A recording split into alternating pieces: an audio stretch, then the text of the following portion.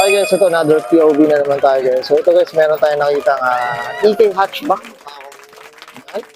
Color yellow guys, ito. Ganda rin talaga ng EK hatch mga ko. Ito. Grabe oh. So yan oh, ito makita natin sa harapan. Color yellow. Tapos ito guys, so napansin ko yung hood. Yun. May ano siya oh, hood vents mga ko to. Tapos ito napansin ko guys, ito yung ano niya, oh, fender niya. May mga vents din guys oh. Actually, laking tulong rin talaga yung mga ganyan. Mas nakaka-ingay sa engines dito. Minsan yung iba guys, sa preno, ganyan. So, mas ano siya, mas nakakainga. Tsaka may hangin taga pumapasok. So, ito guys, napansin natin ito.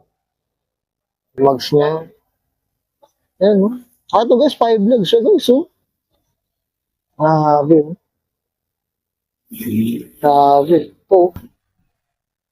So, ito guys, mapapansin, no? Recaro, SR3, red. Ito guys, oh. Type R pala to, guys. Ayan, no?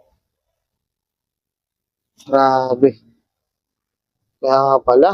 Ako to. Tayo dito sa owner nito, guys. Kasi ito yung gusto ko rin talaga, guys. Ganda magbuo na ito. Ayan, no? EK9, mga ko-auto. No? Usapang EK9 tayo. So, ito yung wing niya, guys. Napansin ko, ayan. Ano siya?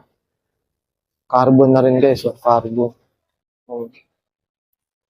Okay. Tsaka iba rin talaga yung ganitong yellow, guys.